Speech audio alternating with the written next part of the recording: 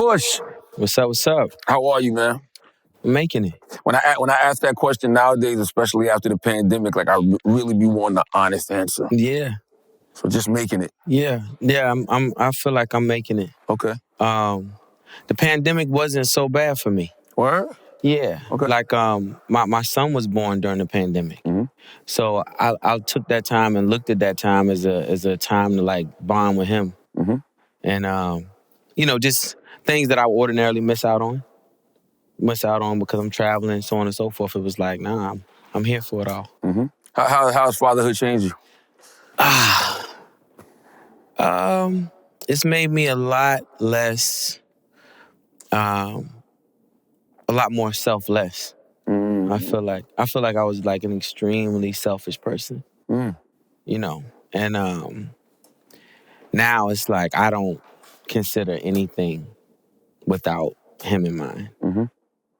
Like your time is like, they always say your time is your most valuable asset. Oh, yeah. For sure. Like, I don't like to leave for anything, actually. And I mean, I'm like really very precious with my time these days. Just because like, I miss stuff. You can miss stuff and I know how important that is, actually.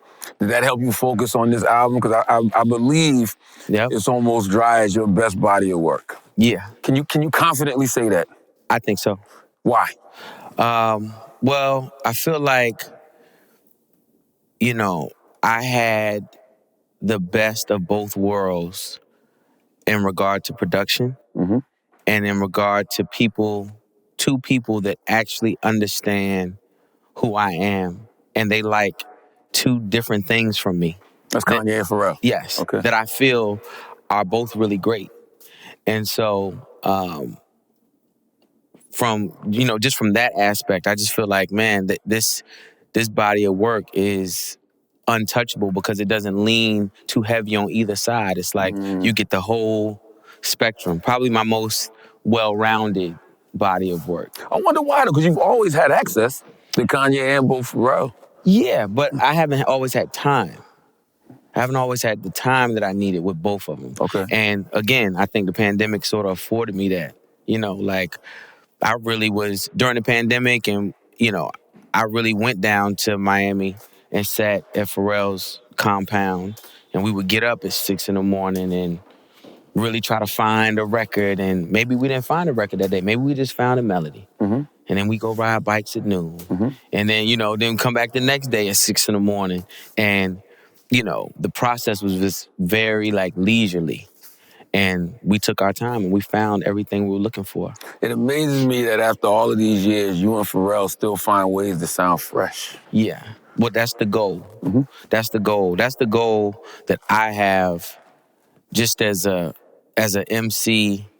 What you call it? Adult contemporary. Adult contemporary hip hop. Adult contemporary hip hop. Being 44 and being competitive. It's like, I never got to watch my greats, really get to see it all the way through. They were great for their time, and then they spent a lot of time saying that, like, oh man, well y'all ain't do it like this when we was out here. And I feel like that energy made them, sort of fall to the wayside, be what we call washed today. And that's my new goal. That's my new race. I feel like hip hop is the youngest genre. And I feel like my era is the era that's gonna be the one that says, we're gonna be able to tour forever. Tour forever. We're gonna be, Rolling Stones, Fish, Grateful Dead, back at USA Today, how long they've been, dropping albums, U2 tomorrow, and it'd be like, oh yeah, this is still like a viable commodity. This is where we're gonna get to see that in hip hop. I feel like it starts with this generation.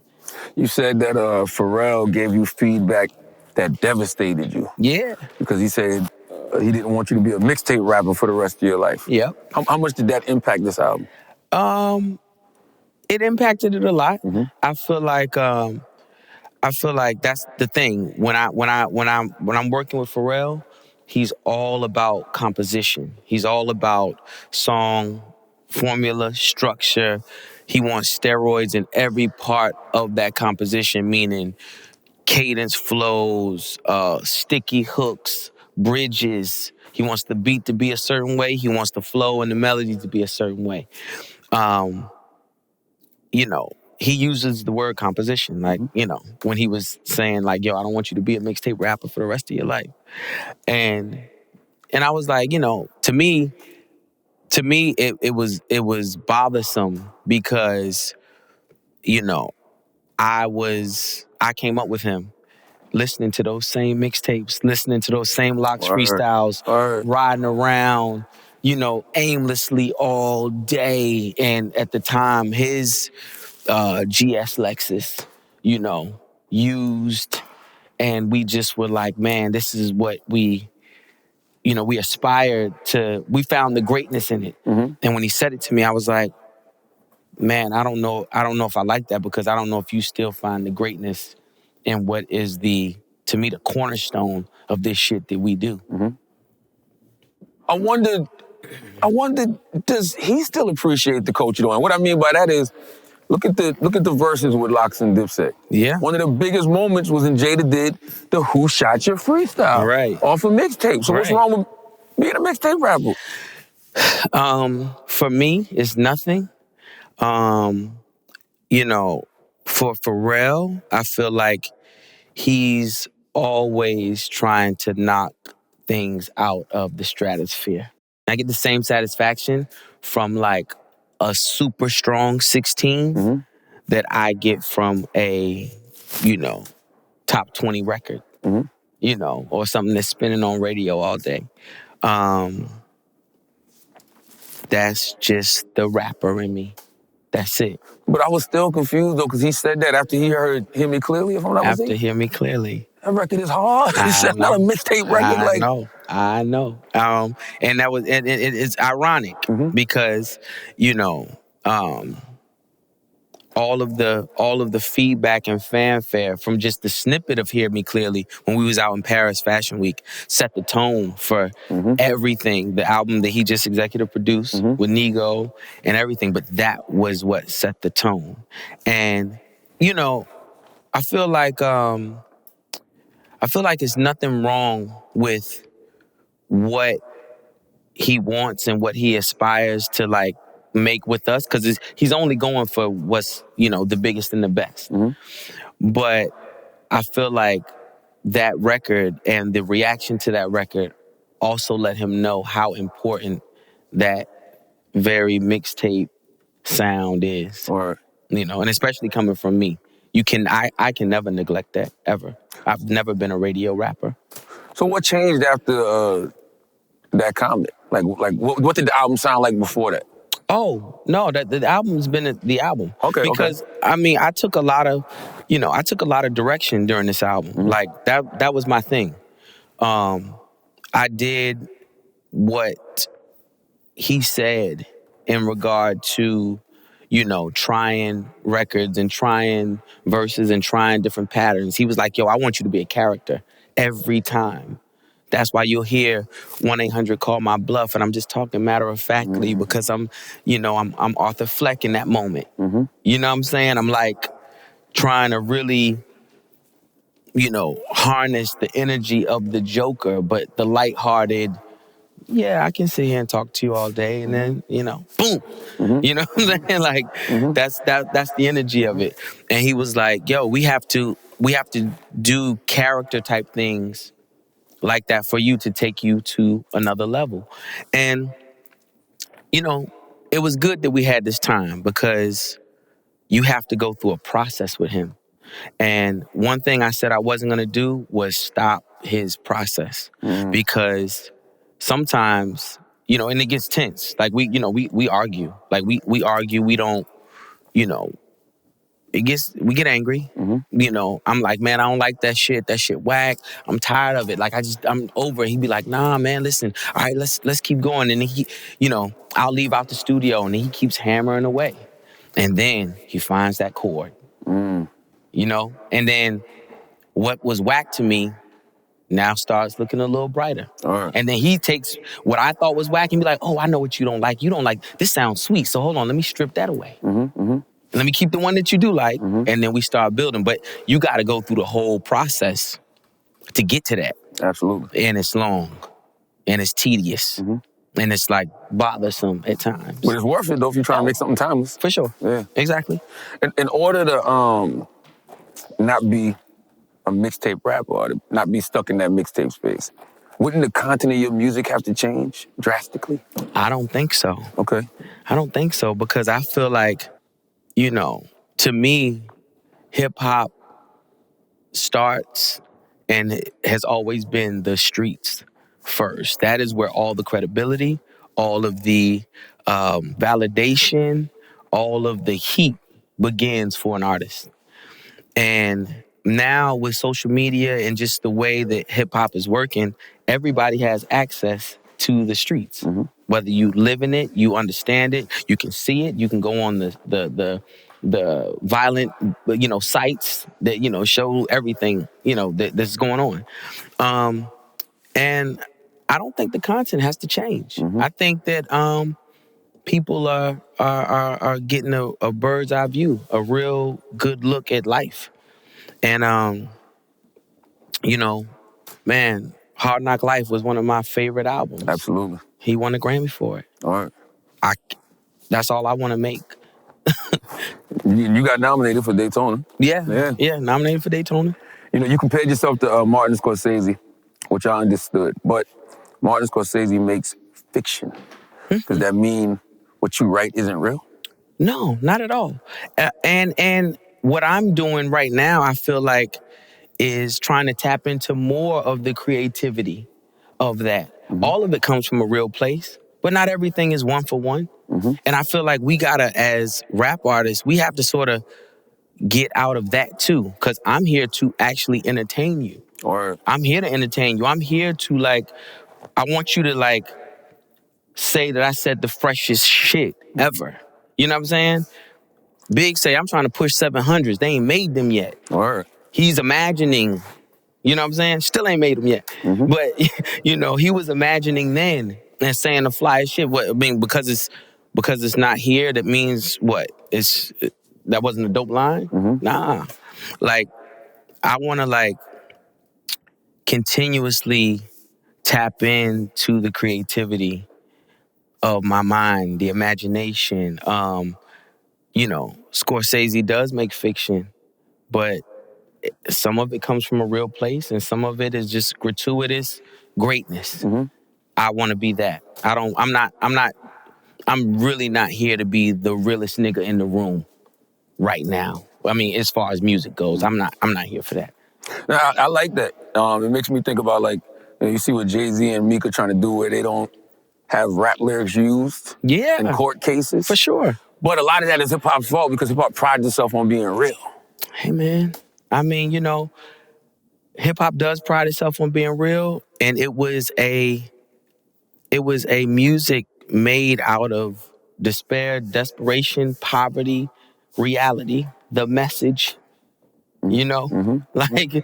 Broken glass everywhere. Somebody came outside and just started flowing and giving rhythm to what they were seeing outside. I mean, it's not off. I mean, bro, every music is sort of based off of, you know, reality. I mean, I'm talking about Negro spirituals. That's right.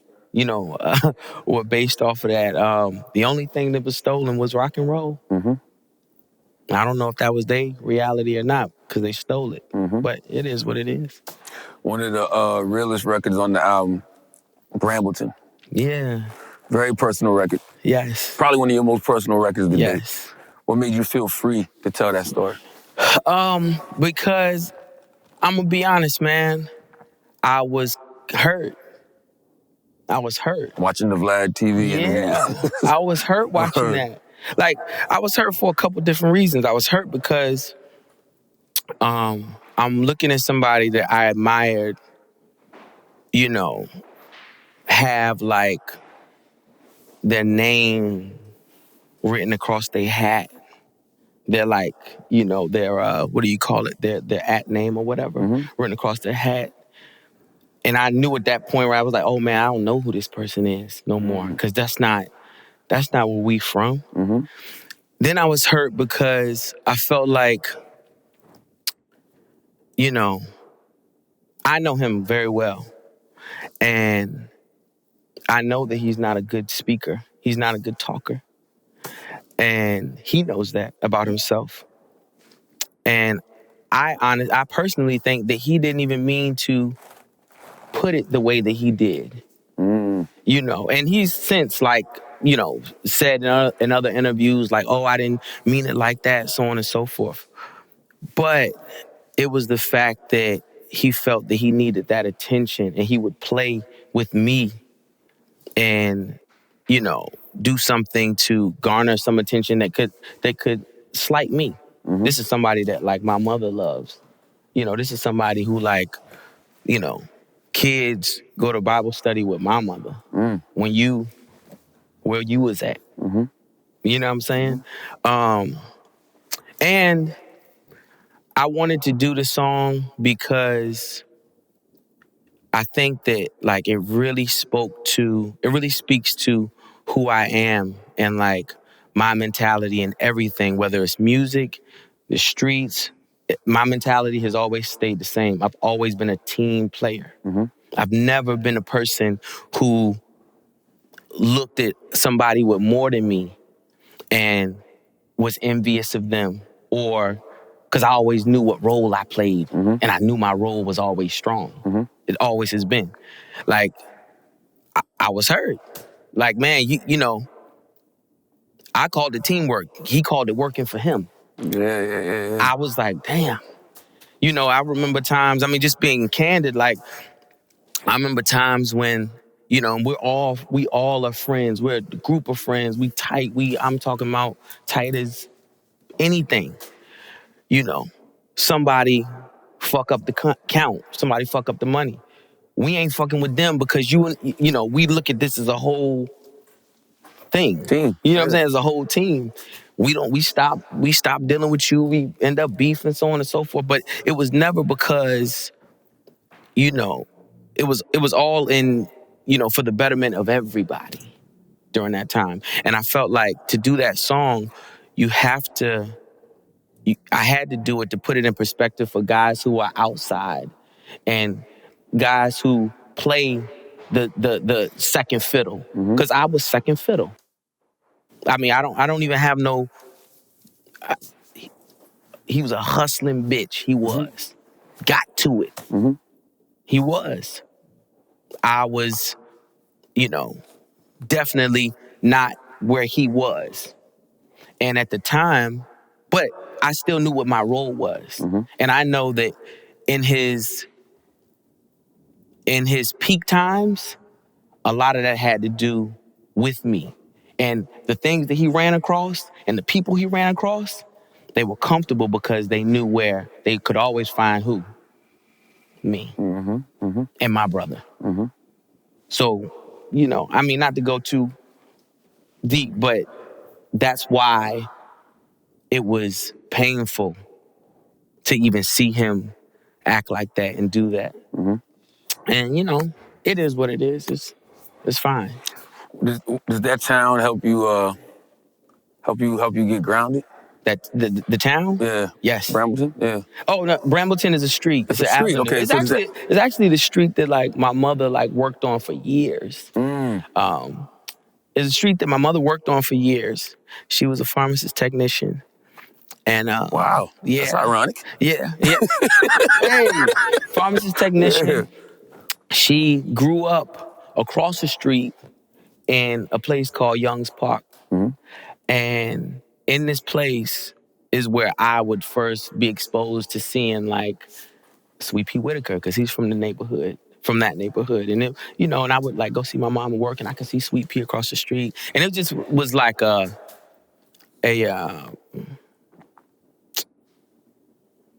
just a real, it meant a lot. Do you ever just go through there now? Yeah, every day. I live in Norfolk right now. Oh Yeah. Wow. Damn, so what's your mind like now? Not off of Brambleton. Yeah. But I do live in Norfolk. So what memories come to mind when you see that street now? Listen, I drive through it all the time. I take the scenic route all the time. I just love it. I love, you know, I was raised in Virginia Beach. So again, my whole family's from Norfolk. I was actually born in the Bronx, and my parents moved me back to Virginia and my brother for like a better way, and we moved to Virginia Beach. My mother's side of the family was all from Norfolk, and so I've always frequented these areas. My family lives in every last one of them. Wow. So it's like, and I guess, I don't even know if that's a bad thing, because when they were older, I think that's what older blacks did. They moved sort of from one project to the to the other. And it's hard to get them to move. Right. Yeah. But it wasn't a bad thing. What is Diet Coke? Oh man. Other than the name of a record, what actually is Diet Coke? Diet Coke was like an ill name for a record, and it is a code name for crack. You know what I'm saying? Like the news called it crack, I called it Diet Coke. Okay. You know what I'm saying? It's something that we visited on Hell Hath No Fury. Kanye and 88 Keys did the beat, and Hell Hath No Fury is one of Kanye's favorite albums, which was produced by the Neptunes. So, he did that, and that's the thing. He likes one thing from me. He likes just bars. He just wants bars, and he just wants me to rhyme for 1,000 bars, and he'd be like, give me that. And then he wants to take it and shape it how he wants to shape it. And I think it made for a really great record. One of my favorite records on the album, Dreaming in the Past. Yeah. That's Kanye at the end, right? Yeah. How did that record come about? Stevie Wonder sample? Yeah. Whoa, was that Stevie Wonder? Is that Wonder? No. Stevie Wonder? Who is that? Donny Hathaway. Yeah. That record happened. I begged for that record. It was already done? No. Okay. I begged for the beat. That happens a lot. Ye will have a beat, and he'll have a folder of beats, and he'll divvy out the folder accordingly. Now, sometimes a beat like that is, he thinks is phenomenal and he loves it, but he's like, it's for you. And other times he hears it and he's like, he knows it's for me, but he'll be like, nah, this is mine. This is good. I'm working on the album too. Because we usually work simultaneously on albums. And it was just one of those ones that I just kept going back to him. It was like, listen, man, I need this. Like, I need this record. And I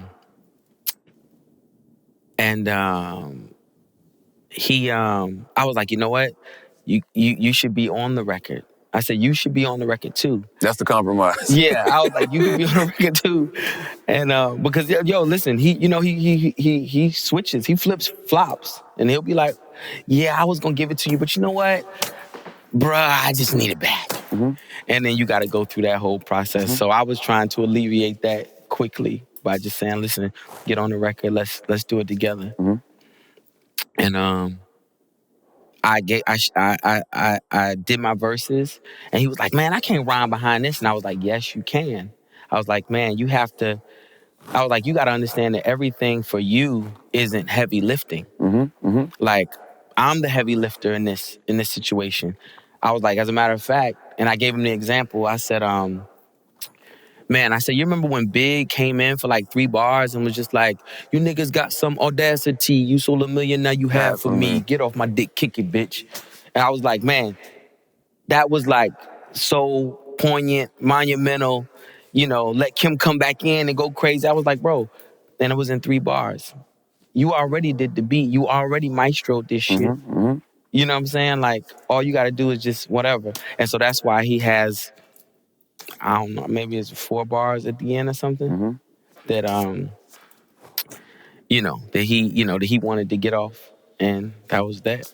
As somebody who raps about, what they actually live, do you believe life imitates art, or does art imitate life? Man, nah, man. I think that art imitates life. I do.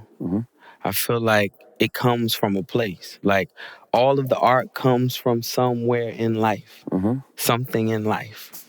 And I just feel like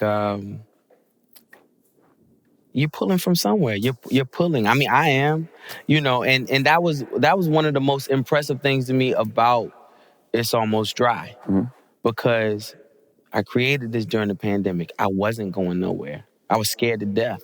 I have my first son. I can't go out. They telling me that, so on and so forth with COVID, and my dad. I mean, my brother got it. My mom got it. Like, it's. I'm like, man, I couldn't even move, and just I had to really hone in on my creativity to the best of my ability. And I think that's where you separate the boys from the men in this shit, with the pen. All right. Yeah. I feel like it's like that for our generation, that, art imitates life. But I think a lot of the younger generation was listening to the art and decided this is what they wanted to do. That's true. That's true. And I was only speaking for, for our generation. I do feel like, the younger generation,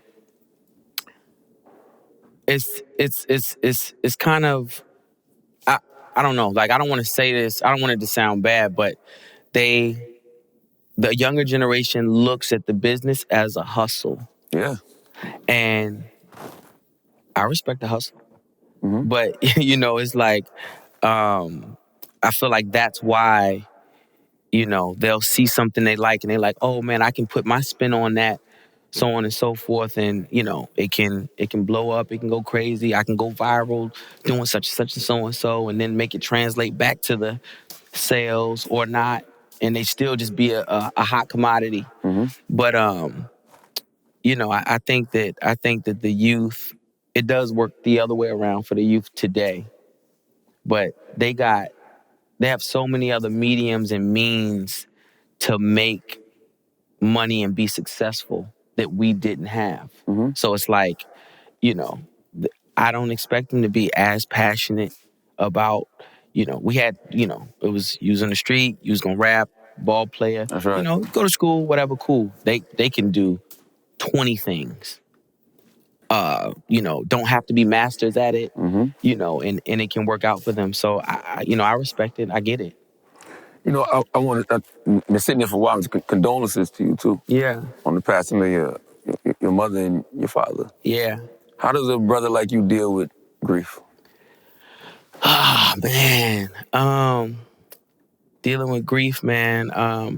Well, I think the one thing that's helping me deal with grief right now, my parents passed 4 months apart. One couldn't live without the other. Well, I look at it like that. Yeah. And I just know I was good with my parents, both of them, like really good. Like, so I grieve selfishly. I'm grieving now. But, man,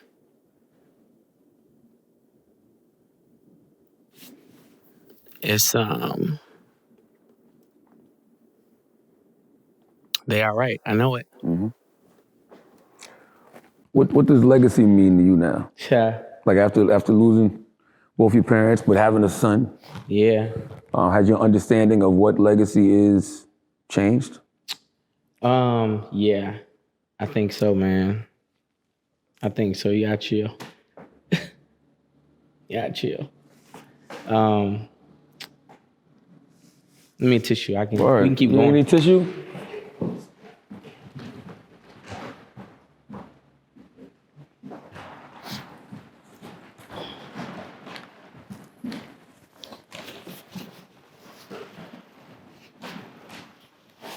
My bad. If I had, I should have had some Kleenexes. I didn't know. We good.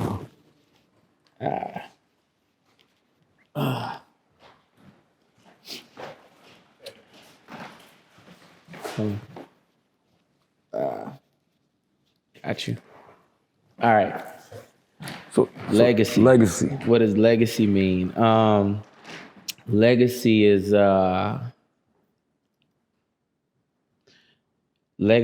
everything right now for me, because I understand that in their passing, you know, I have so many great things to reference. And, you know, with the tainted legacy, you don't have that. Mm-hmm. And you know, I think about my son, and he's gonna be able to look at the legacy of his dad and be like, oh man, like he was like amazing. Because that's my goal. Because they were amazing. Mm-hmm. When you lose somebody to the street, that's one thing. Yeah. But when you lose a parent, that has to That's different. hit different. Yeah, that's totally different. That's Have you felt what that difference is? yeah, it's like trying to think how to word it.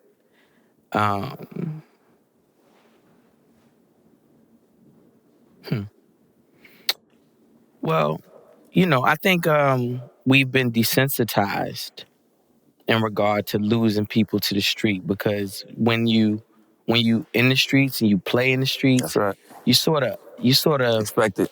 expect it. Yeah. I don't think anybody's ever prepared for death, but you know that it goes there. When you lose a parent, man, you know, you lose a superhero. And I don't care how old they are, how sick they are.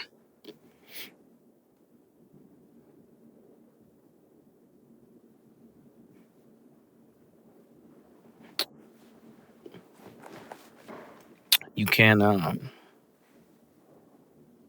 you're never ready. Mm-hmm. You're never ready. Have you sat down with anybody? Like, Nah, not yet. you got to, man. Think so? Yeah, because, you know, sometimes we our response to trauma is to stay busy. Get on the road, start doing interviews, you know, going in the studio rapping 100 miles per hour instead of like actually dealing with your emotions. You know, I probably should sit with somebody. Mm-hmm. But I will say this, like, I understand. Like, you know what I'm saying? I'm not I'm not lost in grief. I'm selfishly grieving. You know, like, they gone. Mm-hmm. Mm-hmm. I'm not, you know, I'm not I understand it all. Mm-hmm. I get it. Do you think, you know, your time in the street just makes you numb to just things, period? Like, just because of the things you've seen, the things you've already experienced? Nah, man, I'm not numb. I'm not numb. I can't even be numb anymore. Mm-hmm. Like, I can't even be numb. I feel for everything now. All right. Like, I think I feel for everything. With having a son, I feel for everything differently. Now, and you know, and I've been a person who didn't give a fuck. Like, I've been that person, like, I don't give a fuck and didn't care. I don't even have that in me. Mm-hmm. I don't. And I think, you know, he has, he's definitely softened me up. Right. Yeah. Did you and Ye have any conversations about? As far as, Cause you know he lost his mother. God bless his dad. Yeah. Well, my brother found my mom the same on the anniversary of his mom's death. What? Yeah. People don't know that. He was like, yeah. Wow. Yeah. Wow. So it was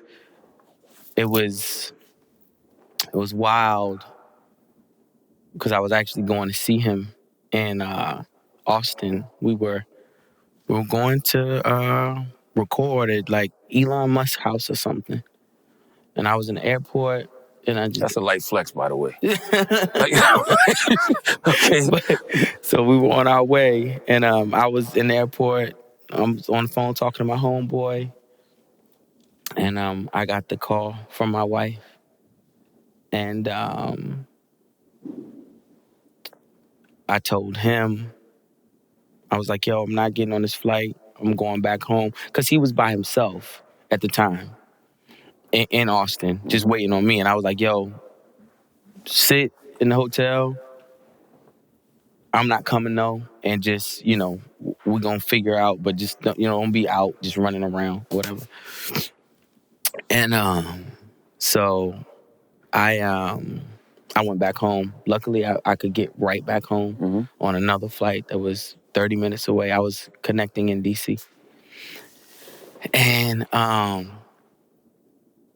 he called me that night. He texted me that night and was like, man, this is happening on the anniversary of my mom's death. He was like, and then he just called me. We just talked, man. But Now let's woosah for a second. I want to talk about you and Hov, man. yeah. What's the conversation like when you and Hov decide y'all gonna do a record together? You got one on this, Neck and Wrist. Yeah, man. I look at I treat the whole situation very delicately. I only reach out to him if, in regard to music. So y'all don't have a personal relationship at all? No. We do. Like if he like do some super flex shit on if I see something, I'll be like, hey, what's up with that? Like, and just ask him about, I don't know, I ask him like business stuff. And he never answers directly. He just laughs it off and tells me whether I'm close in the ballpark, yeah, it's about that amount of money, or maybe it wasn't. But musically though, I reach out to him. I reach out to him when I feel like there's absolutely nothing else great I can say on this record. And the only person who can, give the record an uptick is somebody who I can't say what they can say. I can't speak what Hov speaks. I'm not there. You know what I'm saying? And I don't want to, and sometimes records be needing that. I feel like a record needs that sometimes. So a record like Neck and Wrist, I didn't hear anybody else for it.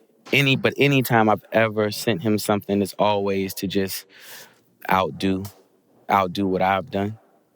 I send him the record with the vocals, with the hook, everything. And I'd be like, you like it? And he'd be like, man, what am I supposed to say to this? And it's like, he always goes through that motion. And then like, he'll like hit me back and like, yeah, I got a mean 6 bars for this. And I'm like, okay. He'd be like, and he sort of just walks me through what he's gonna do with the record. And then finally, I get one of those calls from Guru or something like, yo, what's your email? And I get it. Did he tell you that he was gonna reference what people say about him and Big? How he would not be here? No, if Big was still alive? He don't tell me nothing, man. But it was so great. But if you know him, man, he's always going to reference whatever is sticky in the media or whatever. Like he's always gonna he lets nothing slide, and I don't care how long the issue is. He lets nothing slide. Now, I wanted to ask you, man, what's the difference between Terrence, the man, father now, Yeah. husband, and Pusha T?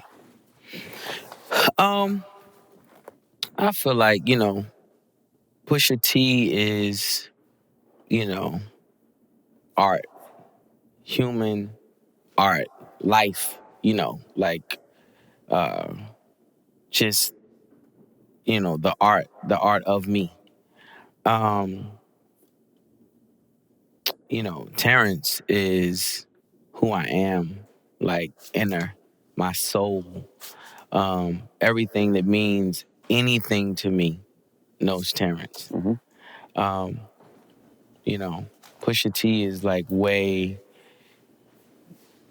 he's like way more methodic, calculated, just whatever. Terrence is the vulnerable one, honestly. So is Pusha T protecting Terrence? Not I don't think so. I just think that whoever runs into Terrence is supposed to. You know what I'm saying? Like it's not a lot of people that I look at as family or I'm that comfortable enough with, you know what I'm saying, to like to just be, my unguarded self with. You know what I'm saying? So it's not that it's protecting him, it's just that Terrence is special and he's for a special group. Do you feel like your music will ever reflect the growth of Terrence? Yeah, I think my music reflects, my growth, because I feel like my music gives you the reason why I am the way I am. I feel like it's very very two-sided. I give you gratuitous, fly shit, whatever, but I also give you perspective on the mentality of like why somebody thinks like that. And, I give you the principles of me. You hear loyalty all through my music, and that's a very Terrence quality. You know what I'm saying? So it's like, I think it's a fair trade and a fair exchange between both characters within me. Because I think about all of these layers that there are to you as a man. And I wonder, could you ever truly tell the story of your life and even the things you've been through, everything from the passing of your parents to fatherhood, everything, without malice? Would you need Hell malice no. to tell that story? I need him now. What you mean? I need him right. You bugging. Word. Yeah. Is that something y'all would explore? Yeah, for sure. I think so. I think that we I think that we've hit a stride a couple times here recently. Just musically and just and it's been really good, and I realized what I miss with him. I realized what the fan misses. I realize that there is more to the brothers when he's next to me versus when I'm just by myself. And I think it's funny because I'll be like listening and reading comments and stuff, and of me, as soon as we put out a record the other day, it all goes back to, I told y'all his brother was better than him. It goes all the way back there. And Oh, does that make you feel like second fiddle? Does that make you feel like... oh, I can play second fiddle to him. Okay. Hell yeah.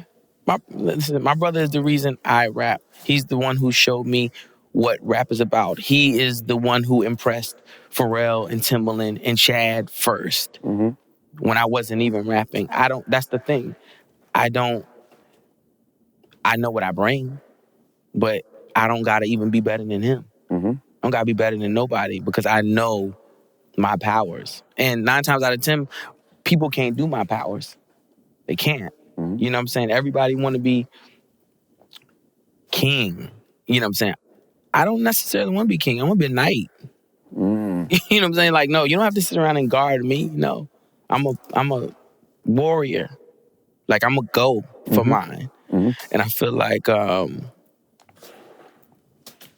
you know, it's again, I think, you know, everybody who I deal with, we work better collectively. You know what I'm saying? Every piece to the puzzle makes the masterpiece, not just Pusha T's raps. Do you get that warrior spirit from your pops? Yeah, I think so. Mm-hmm. My dad is very like he was a very hard working, you know what I'm saying, very fair man, you know? And but he was fair, and if he felt something was unjust, then it's, you know, it's like everything is cut off at that point. Mm-hmm. So I feel like, you know, I just interpret that, you know, differently. He has a way calmer demeanor than I do. Mm-hmm. And that probably is my mom leaning in because she's a firecracker. Mm. You know, she's a real firecracker. So you're the perfect balance of both. Yeah, oh, for sure. Yeah. For sure. Yeah. I feel like I don't know why I keep having this. I see you and Malice. Y'all could do like a whole album based off things y'all pops taught you. Oh, for sure. Like, yeah. Like, you know, like, just he's a very principled man. Mm-hmm. So, like, everything, you know, good, bad, ugly that we've probably ever been involved in, we always kept the principles of my dad and my mom as well, but my dad more so because he was like, you know, very straight edge. How intentional are you in keeping your family life private? I don't think I am, man. Mm-hmm. I think, you know, I'm pretty open. I feel like I'm pretty open. I feel like, you see my wife, you see my son. Mm-hmm. You know what I'm saying? I like highlight both of them a lot socially. You know, I don't know what else there is to do. I don't, you know, like, you know, I don't think I'd ever do like a reality show Man, about I my would hope family. Huh? I would hope not. Yeah, like you know, but I just don't know like how much, like how does, I'm not, you know, I think I share, you know, and anything else other than what I'm sharing, like what else how else you want to see it, you know? How did your wife elevate you as a man? Oh man, listen, she's the pressure. She's the pressure. Word. She's the pressure, man. She is the 1,000% pressure. Anything she wants, you know, it's the pressure to make this happen. Mm-hmm. You know what I'm saying? And you know, I think we really balance each other out because we have like very specific roles. And, you know, her role for me, she the pressure. She's actually the pressure that just makes, you know, I can't look at her. I know what she's thinking before she says it. I when something's wrong, she don't even gotta, you know, she cut her eye at me and I'm like, you're right, it's wrong. You know, it's time to spray the block. Mm-hmm. But, you know, right. But it's like, you know, she's that, you know, she's the one who really puts the battery in my back, you know, for everything. All right. Yeah. I only got a few more questions. How important is your faith to you? The record on the album was Pray. I pray for you. I pray for you? Yeah. How important is your faith? It's super important. Mm-hmm. It's, you know, it's where I find my peace. It's where I'm finding my peace today. Mm-hmm. If I didn't have faith, I wouldn't, like, bro, I couldn't do it. Like I couldn't do it. You think you'd have snapped already in some way? Yeah, I think so. I think so. And I think my faith is what keeps me, you know, it keeps me from reacting versus, just sitting back and taking it in and like Responding. yeah, Yeah. just like it helps me. It's calming. It's calming. So you would say your faith is like your therapy, Yeah, so to speak. for sure. Okay. For You know sure. you can have God and a good therapist. Oh man, listen. I have nothing, against going to therapy. Right. I just, I don't think that. I mean, we were talking about it in regard to my parents, so I just don't feel like I'm I'm not confused. I'm just not confused. I understand. You're feeling it all. Yeah, I'm feeling it all. Look, every morning, Right. every morning, I could listen. We about to go, laugh, joke, whatever. I'm about to get on the plane, might break down like a rusty shotgun. But Right. it's just what happens. I know you got that warrior spirit. I just wonder, when you the go-to person always have to make sure they got somebody to go to. Oh yeah, but I do. know? Yeah, Right. I do, man. I have like really, really. I got, long-standing, very important friendships. I have family. I got my brother. I got my wife. I just gotta look at my son, and everything else is like. All right, 2 more questions. Is your creative growth right now as an artist just as important to you as your growth as a man, or is it the growth of a man first, then your creative growth as an artist? I would say the growth, my growth as a man first, because I'm not really just living for me at this point. So, and I want, I want my son, who's like gonna be watches me every step of the way, to see his dad like really just grow, develop, prosper, and set a really strong example for him. That's how I know, like, even though I think this is your best body of work, like, you're gonna be one of you a Hove, maybe Nas too, is gonna be the rapper that makes that hip-hop Thriller album. Oh, wow. At 50. And the only reason I say that is because you still got so much to tap into. Yeah. So many other stories to be told. Like, we know Pusha T. Yeah. But Terrence the Man is, to me, a whole different individual. Right. That got a whole other story. Right. Do you think about stuff like that? Being 50 and making that really personal album? Yeah, no, I really do. I think about that a lot. I was saying earlier that it is our era that is gonna be the era to show that, you can be timeless in hip hop. So what comes along with that is, the quote unquote Thriller album at 50, or hopefully at 45. Is that gonna be a Pusha T album or a Clips album? Oh, listen, I'm always shooting for a masterpiece in whichever album it would be. I would love to do a Clips album. I just Is Malice in that space?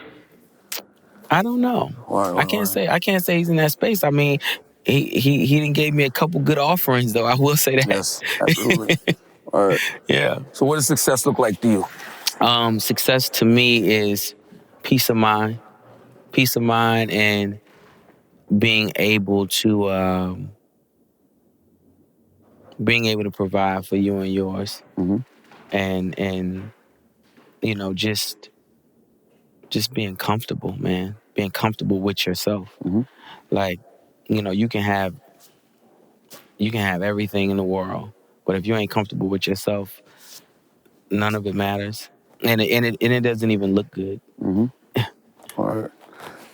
Pusha, appreciate you, King. Come on, man. It's almost dry. It's almost dry. Word.